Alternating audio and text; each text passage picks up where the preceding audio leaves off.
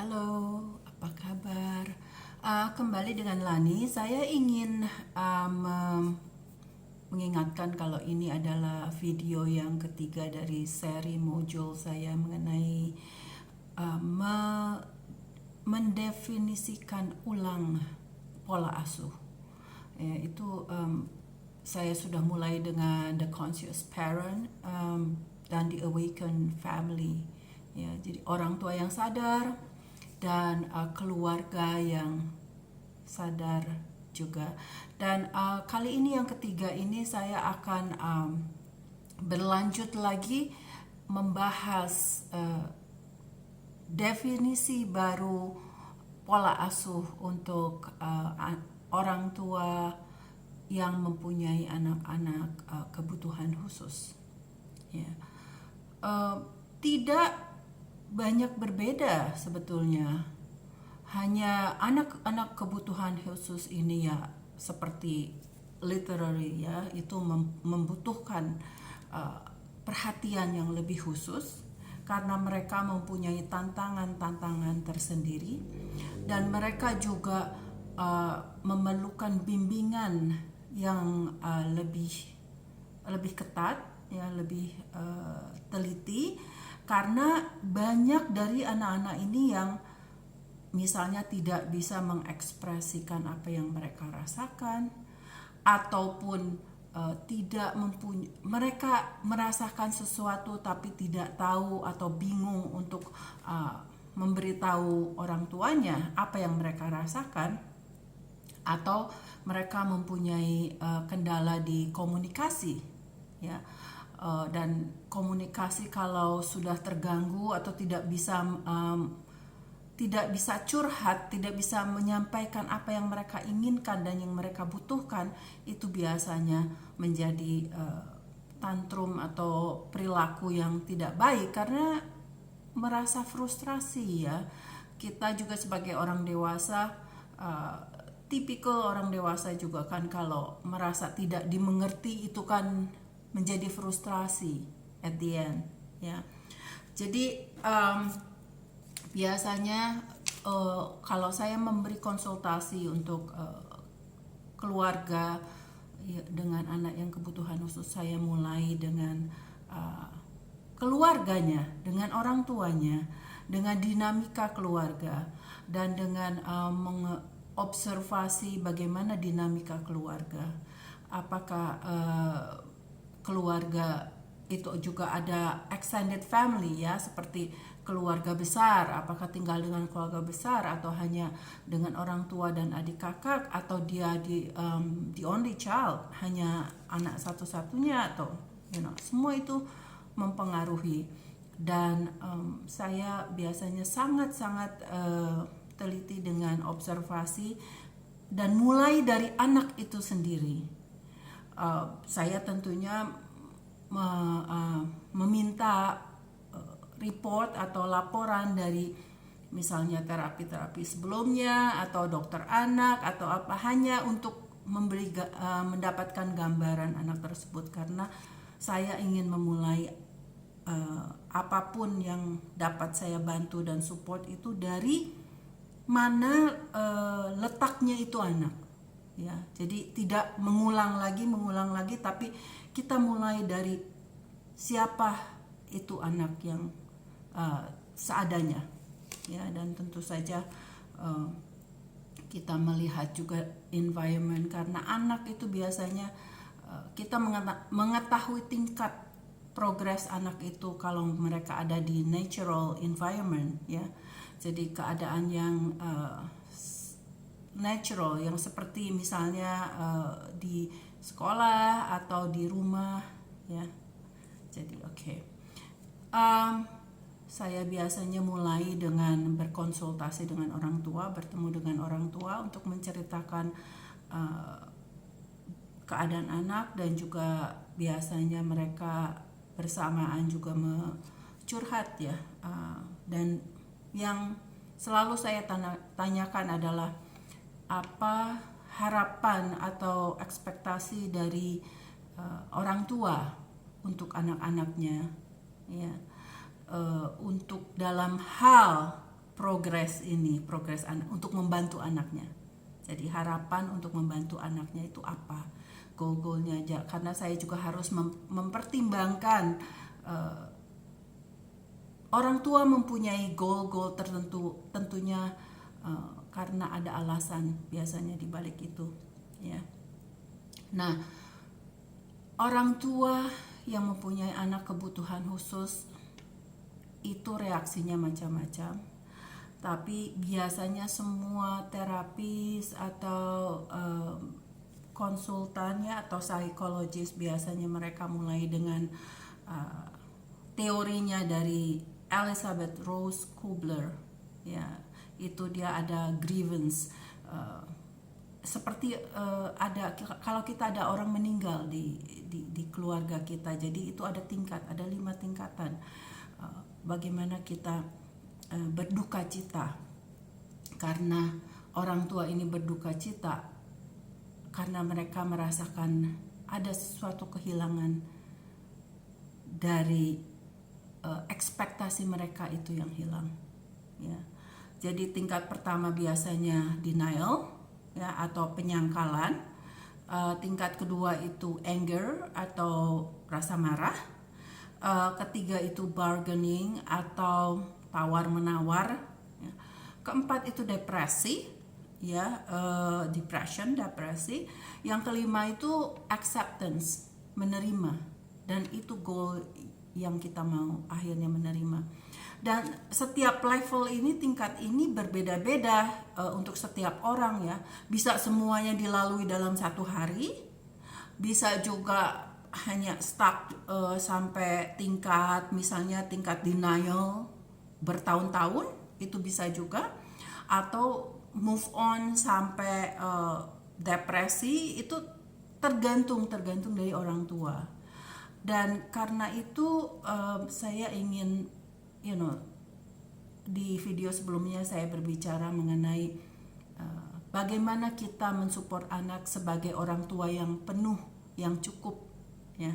Dan itu orang tua yang sudah mencapai di level yang terakhir, acceptance, menerima anak kita apa adanya. Kita tahu tantangannya akan berat, kita tahu semua yang akan kita lalui itu pasti seperti bukit, ya, yang menanjak, mungkin turun, mungkin naik terus, kita tidak tahu, tapi kita siap. Dan kita menerima anak kita seperti apa adanya, kita tidak malu, kita menerima anak kita dengan lapang hati. Banyak anak-anak, orang tua dari anak-anak yang kebutuhan khusus, ya, yang menyatakan kepada saya sesudah melewati semua itu, mereka menyatakan bagaimana mereka berterima kasih, ya, being grateful, mereka telah mempunyai anak ini karena anak ini telah mengajarkan mereka semua keadaan, mengajarkan mereka yang terbaik dan menjadikan diri mereka sebagai orang tua yang baik. Jadi itu sesuatu hal yang sebetulnya dilalui dengan susah payah, ya, tapi niscaya itu akan datang kalau kita tetap bersikukuh untuk melewati semua rintangan-rintangan itu dan mempunyai ketangguhan. Kalau kita jatuh, kita bangun lagi, kita jatuh, kita bangun lagi, dan dalam waktu yang bersamaan kita memberi contoh kepada anak kita itu kalau ada tantangan untuk jatuh kembali, kalau kita jatuh bangun kembali, setiap jatuh bangun kembali, ya. Jadi itu sebagai orang tua, kalau saya berbicara di tumbuh kembang anak, saya selalu membawa mengenai modeling, ya, memberi contoh, dan juga scaffolding, yaitu membangun kita sebagai rangkanya untuk membangun anak-anak ini, ya. Jadi memberi contoh, modeling itu sangat penting karena anak ini walaupun secara diam-diam atau dengan terus terang mereka melihat contoh dari orang tua sehari-hari, dan mereka hidup dengan keluarga itu kan panjang ya, walaupun mereka pergi ke sekolah atau apa, tapi kan at least 20 jam bersama keluarga atau 20 jam bersama orang tua ya, dan mereka melihat through thick and thin ya di keluarga. Jadi apapun yang terjadi di keluarga itu anak bisa observe ya, apalagi anak-anak tipikal. Biasanya mereka belajar dengan observasi orang tua ya. Dan dengan kita pada tahap akhir menerima itu, jadi orang tua bisa menjadi otentik, bisa menjadi dirinya sendiri, bisa dengan bebas, dengan lapang dada membawa anaknya itu di trip atau adventure of life yang begitu mungkin juga susah ya, karena anaknya ini tidak seperti anak-anak tipikal, mungkin memerlukan waktu lebih lama untuk belajar milestone atau biasanya anak sudah bisa ini tapi anak mereka itu belum bisa, kadang-kadang tidak bisa ya walaupun sudah bertahun-tahun, dan juga mendapatkan saran dari kiri kanan dan orang tua harus membuat keputusan apa langkah yang harus diambil untuk untuk mensupport progres dari anak kebutuhan khusus ini ya. Dan orang tua juga membutuhkan keberanian untuk melalui semua itu, karena saya pernah menyinggung mengenai kerentanan dan rasa malu di video yang lain. Kerentanan itu kita sebagai otentik, kita memaparkan diri kita dengan apa adanya, dan untuk memaparkan diri kita apa adanya itu memerlukan keberanian yang amat sangat, karena kita tahu mungkin sesudah kita memaparkan diri kita atau keluarga kita di luar sana, kita mendapat tantangan, kita mendapat mendapat ejekan atau mendapat kritik, orang mulai menasehati kiri kanan, kita kadang-kadang merasa kesal karena orang mungkin juga ada rasa menjudge, menghakimi karena anak kebutuhan khusus kita itu ya. Sebagai orang tua anak kebutuhan khusus, kita diminta untuk menjadi advokasi dari anak kita sendiri. Kita mengadvokasi, kita memberi informasi, memberi keterangan kepada orang sekeliling kita apa ini kebutuhan dari anak kita ya, dan kenapa anak kita berbuat atau berperilaku tertentu, itu karena ada sebabnya, dan ini semua itu adalah perilaku yang ada sebabnya. Jadi bukan karena dia sebagai anak yang tidak baik ya, jadi kita harus dengan sabar memberi keterangan, info. Tidak, itu memerlukan keberanian yang amat sangat dan kesabaran yang amat sangat ya, karena mungkin orang sekeliling tidak mengetahui banyak mengenai misalnya Down syndrome, apa itu Down syndrome, atau autism spectrum disorder, atau ADHD ya, atau diagnosa yang lain-lainnya. Banyak kalangan publik itu tidak mempunyai informasi ya mengenai ini, dan biasanya mereka kalau tidak perlu mungkin tidak akan mencari informasi mengenai ini. So tugas orang tua ya menginformasikan kepada publik dan mengadvokasikan anak kita, dan apa kebutuhan anak kita, dan juga yang lebih lagi adalah hak-hak anak kita untuk tetap belajar seperti anak-anak yang lain-lainnya, yang tipikal atau bukan, ya. Sekarang kita balik lagi fokus ke orang tua anak kebutuhan khusus. Stres yang dialami oleh orang tua yang mempunyai anak kebutuhan khusus tentunya itu akan lebih besar, ya. Anak tipikal pun stresnya besar, apalagi di zaman sekarang dan zaman digital dan zaman sosial media yang tantangannya berkomplikasi begitu tinggi, ya. Jadi bagaimana orang tua bisa manage atau mengatur stres, bagaimana orang tua dapat tidak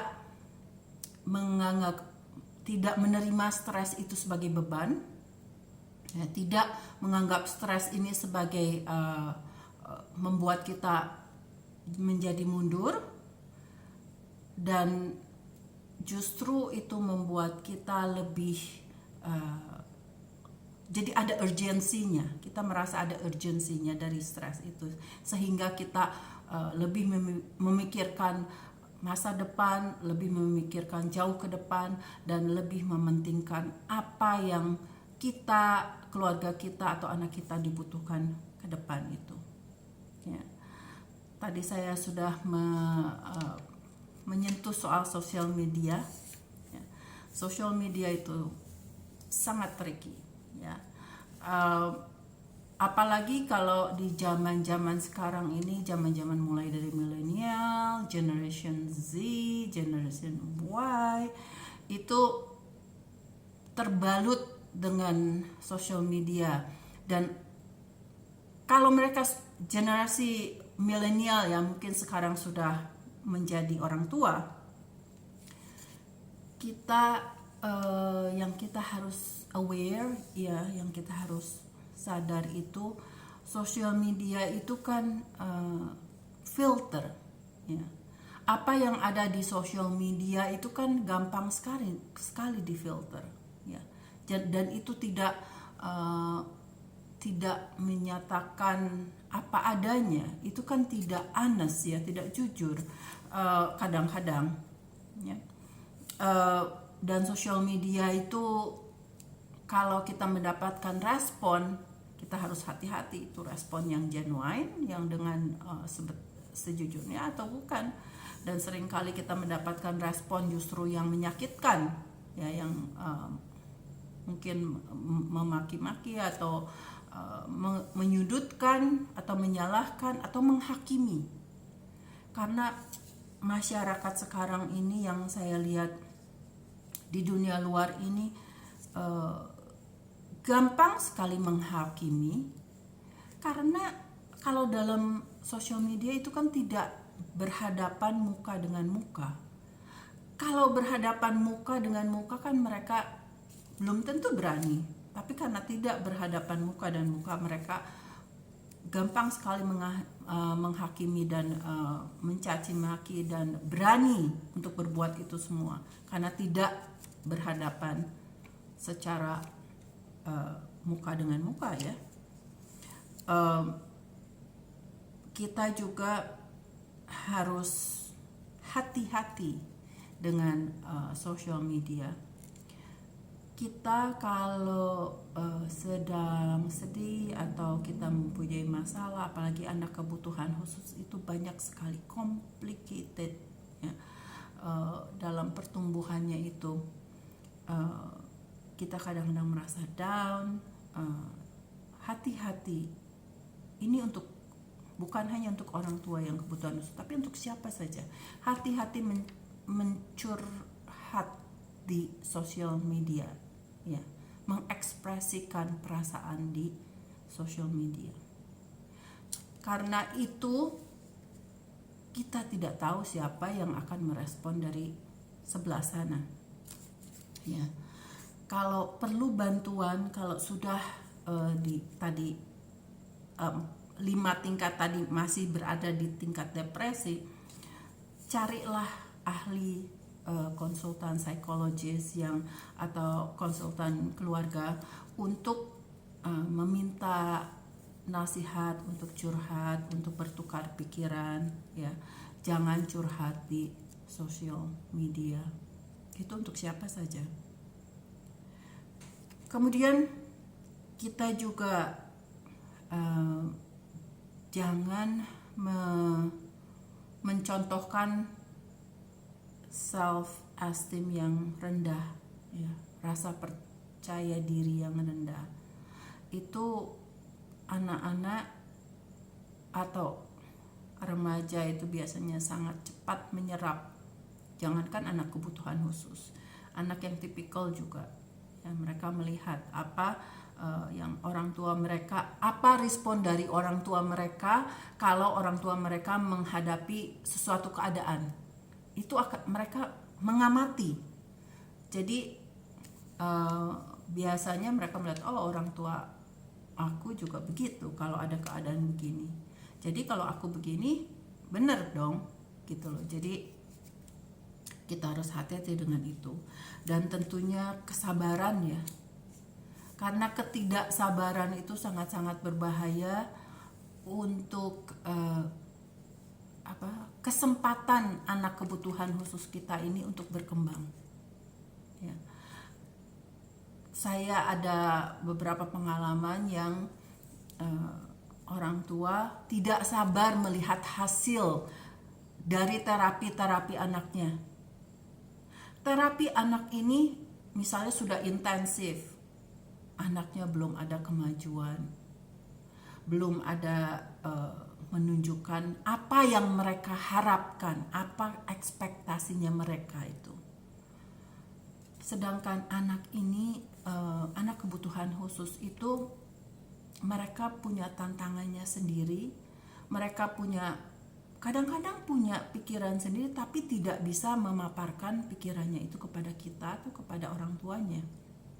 Jadi kadang-kadang ada konflik, terus itu ada komplikasi, jadi seperti mengupas bawang satu-satu kita sampai kita tahu dalamnya itu bagaimana. Dan karena itu kesabaran dalam mensupport atau mensupport perkembangan anak kebutuhan khusus ini sangat diperlukan. Kalau saya dengar dari terapis di luar sana, kadang-kadang mereka merasa ada pressure, misalnya karena anaknya belum ada progres dan orang tua tidak sabar, baru 1-2 kali terapi sudah kepingin ada kemajuan. Kadang-kadang terapi itu dibutuhkan lama sekali, kadang-kadang sampai bertahun-tahun baru melihat kemajuan, karena itu tergantung dari tingkat kebutuhan dari anak itu, ya, dari anak tersebut.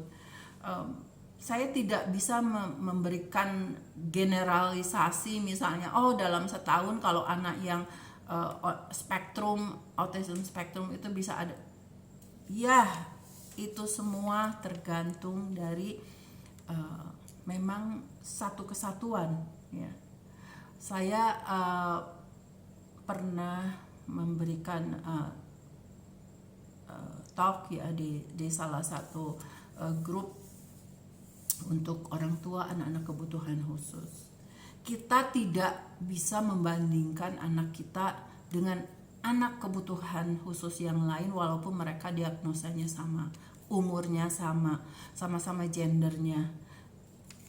Anak kebutuhan khusus itu satu, unik. Kalau mereka sendiri, ya, dan mereka itu kebutuhannya unik.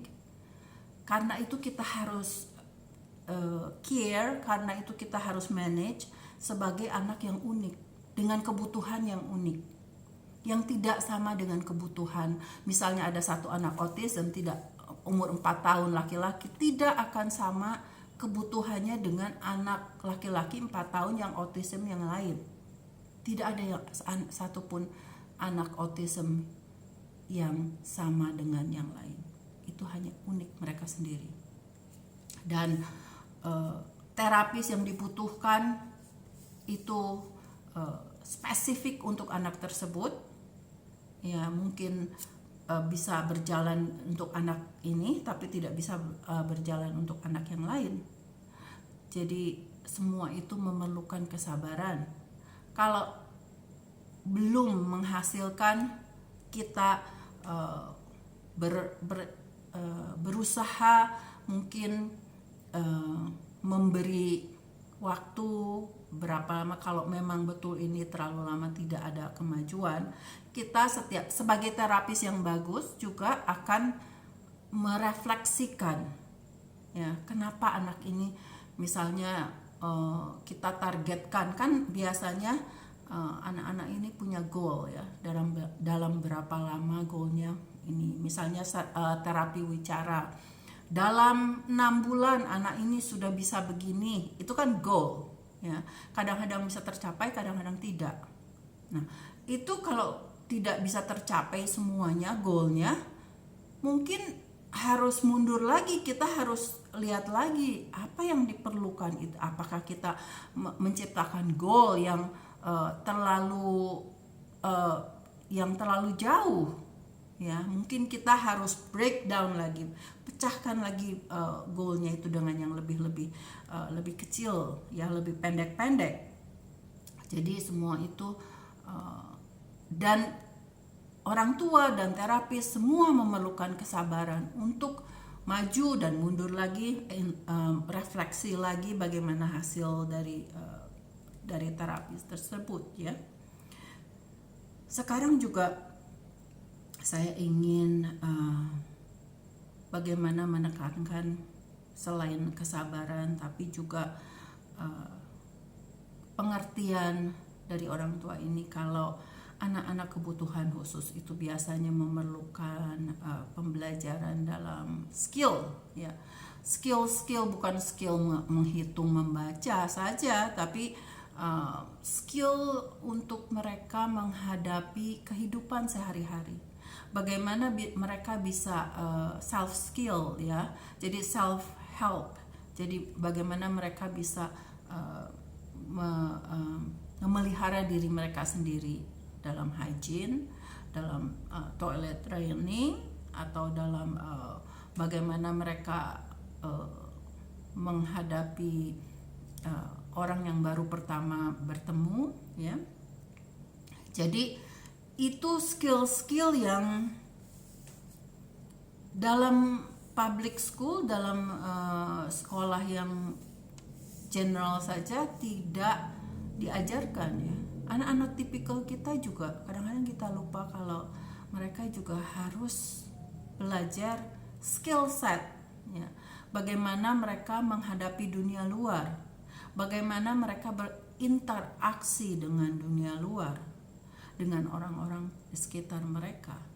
Ini termasuk dengan bagaimana mereka mempelajari etik, mereka norma atau tradisi, ya, atau norm keluarga, ya. Jadi norma-norma keluarga atau apapun yang dipercaya dalam keluarga yang sudah tradisi, ya, sepertinya itu tradisi gitu. Jadi anak kebutuhan khusus harus lebih lagi, ya. Mereka kadang-kadang simple self help, mengurus dirinya sendiri juga tidak bisa, jadi kita harus ajarkan itu, ya. Karena itu kesabaran itu penting sekali. Dan juga bagaimana orang tua itu mengerjakan semua ini, menjalani semua ini dengan joy, dengan rasa lapang dada, dengan rasa bahagia, dan dengan rasa yang berterima kasih, ya. Karena kita tahu kalau semua kebutuhan khusus dari anak-anak ini, diagnosa seperti Down syndrome atau ADHD atau cerebral palsy, itu seumur hidup, ya. Jadi ini bukan seperti penyakit flu yang diobati terus sembuh, tapi kan ini seumur hidup. Jadi kita membimbing mereka, mengajarkan mereka skill set yang tadi saya sebutkan itu untuk bekal mereka di hari depan, ya. Karena mereka sekarang ini mungkin mereka beranjak dari anak-anak ke remaja dan suatu hari mereka akan menjadi dewasa. Dan kita mempersiapkan mereka, kita sebagai orang tua kita berharap kita akan hidup terus ya, atau hidup 100 tahun, tapi kan itu tidak mungkin. Jadi kita harus bersiap-siap memikirkan itu. Banyak sekali dari anak-anak kebutuhan khusus kita itu yang kita tahu tidak dapat hidup independen atau sendiri, tidak bisa hidup sendiri, ya. Jadi harus ada seseorang atau apapun supportnya, dan dari sekarang kita siapkan support itu, ya. Kalau saya di luar sana, apalagi di US ya, saya mengingatkan mereka dengan menyiapkan mereka dengan financially, ya. Itu ada estate namanya, jadi entah itu mereka dibekali dengan investasi atau bond, ya, atau ya estate. Jadi kalau misalnya terjadi sesuatu dengan mereka, itu ada pemerintah, itu ada bagiannya dari federal itu yang mengurus estate masing-masing orang ini yang berkebutuhan khusus ini. Kalau suatu hari sudah tidak ada orang tua dan hanya hidup sendiri dan mereka masih hidup dan mereka memerlukan seseorang atau memerlukan pendampingan atau support, ya. Saya belum tahu di Indonesia, banyak saya di orang tua, kalau saya bertanya sama orang tua di sini, mereka mengatakan, oh kita keluarga, kita percaya keluarga kita akan mengurus anak-anak kita. Mudah-mudahan, ya, mudah-mudahan anak kita diurus oleh keluarga besar kita atau siapapun itu. Dan juga saya ingin sedikit menyelipkan satu hal. Banyak orang tua di sini yang saya tanya, oh ada adiknya kan, ada kakaknya, itu adiknya atau kakaknya pasti akan mengurus. Ya Pak, kayaknya ya akan mengurus, ya, siapa lagi ya kalau enggak. Mudah-mudahan adik atau kakaknya juga akan tentunya sayang selamanya, dan juga mereka sehat dan tetap ada selama anak kebutuhan khusus ini ada terus, ya. So saya tidak akan mendalam mengenai itu karena ini soal yang sangat sensitif, ya, yang susah sekali dibicarakan. Saya mengerti itu. Silahkan ini aja mengingatkan diri kita untuk kita harus akhirnya mengulik soal itu juga. Okay. Dan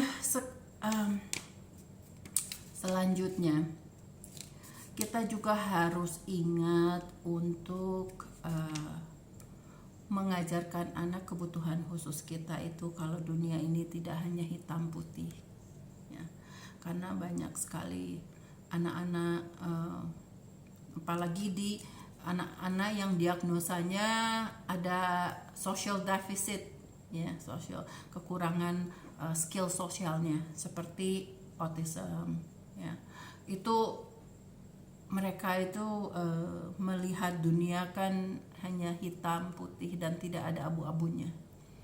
Jadi kita harus mengajarkan dari kecil, mengajarkan kalau dunia ini kita harus bisa fleksibel ya.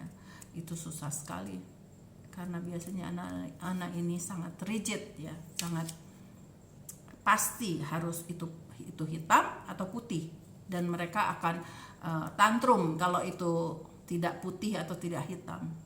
Dan kita harus membantu mereka memanage supaya mereka mengerti kalau dalam kenyataannya di dunia ini semua itu tidak hitam dan tidak putih saja ya. Dan selanjutnya, kalau kita sebagai orang tua yang memaparkan diri kita apa adanya, dan kita juga sadar kalau kita juga berbuat salah, dan kita mengakui kesalahan kita ya, sejujurnya, mengajarkan jujur ya, dan kita meminta maaf kalau kita hilaf berbuat salah, dan anak kita yang kebutuhan khusus atau tipikal itu akan melihat itu, dan mereka belajar dari situ ya. Dan kalau anak kita melihat kita itu juga berani menghadapi tantangan ini yang begitu susah,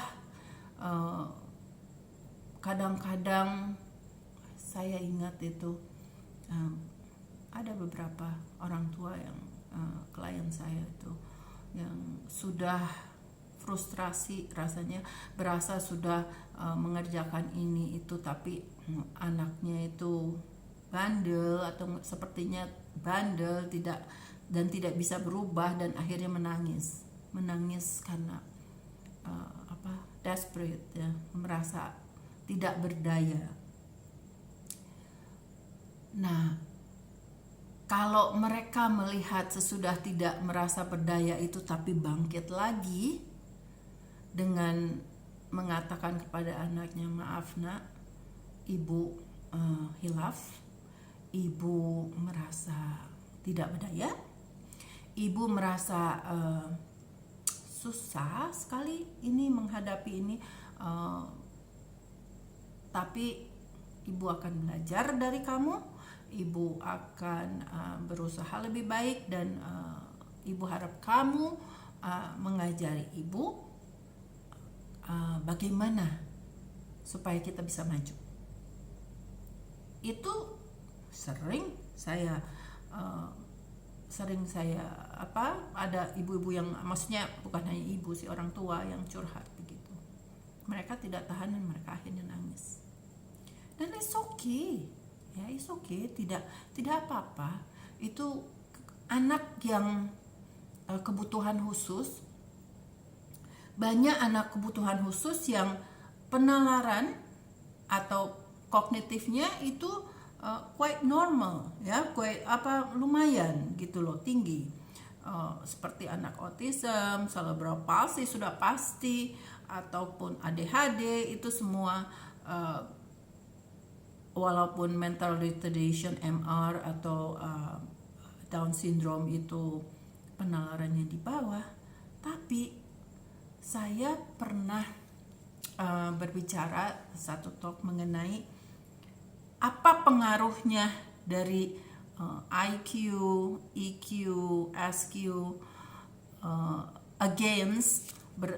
berkontra dengan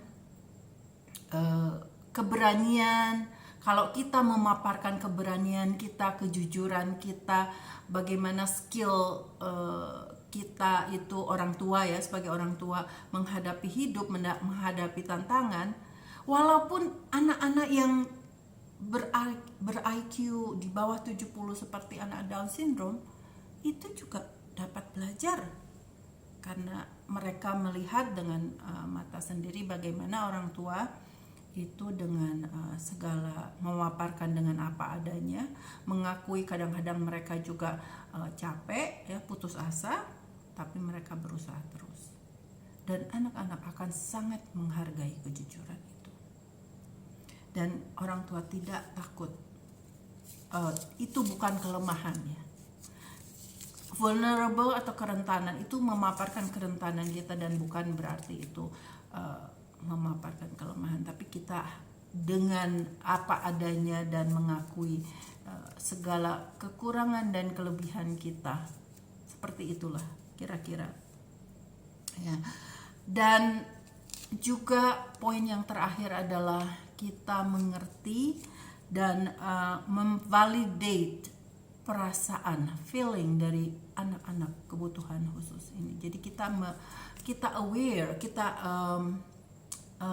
sadar anak-anak ini mempunyai perasaan yang sesuatu dan mungkin tidak bisa memaparkan perasaannya itu, dan mungkin tidak dapat mengatakan dengan kata-kata, tapi kita berusaha untuk mendalami dan mengerti. Dan karena biasanya orang tua dengan anak itu ada koneksi, ya, ada bonding, biasanya mereka tanpa kata-kata pun mengerti anaknya itu berperasaan itu. Dan kita memvalidasi kalau anak itu ketakutan atau merasa tidak nyaman terus menjadi tantrum dan menangis, dan kita harus menyatakan kalau ya nak, ibu tahu kamu itu takut atau kamu itu tidak nyaman, tidak merasa pede untuk melakukan ini, tapi kita coba lagi ya gitu. Jadi kita mengakui, validasi, tapi kita tetap memberi dorongan, memberi semangat. Dan kalau itu gagal lagi tidak apa-apa, tidak ada hukumannya, tapi kita tetap ada dan anak kita mempunyai rasa percaya, dan itu lebih penting ya. Percaya pada orang tuanya atau siapapun yang mengurusnya atau dengan terapisnya. Kalau dia berbuat salah itu tidak apa-apa, karena dia tahu dia akan dibimbing untuk mengulangi lagi, berusaha lagi. Dan karena itu untuk terapis juga ya, gain trust ya, mendapatkan kepercayaan dari anak atau klien atau murid itu sangat-sangat penting. Itu yang nomor satu harus dilakukan sebelum kita mulai dengan yang lain-lainnya sebetulnya ya. Jadi membangun koneksi ya, itu lebih penting dari kita bisa mulai assessment, kita bisa mulai terapi selanjutnya, tapi building a connection, bonding itu sangat-sangat penting ya. Mudah-mudahan bermanfaat modul untuk mendefinisikan ulang pola asuh ini, dan silahkan share, silahkan like and share di IG saya ataupun di YouTube saya. Silahkan di share untuk yang membutuhkan ya. Mudah-mudahan bermanfaat dan terus bersemangat, jangan putus asa, terus bersemangat untuk membantu anak-anak kebutuhan khusus kita itu. Okay. Bye.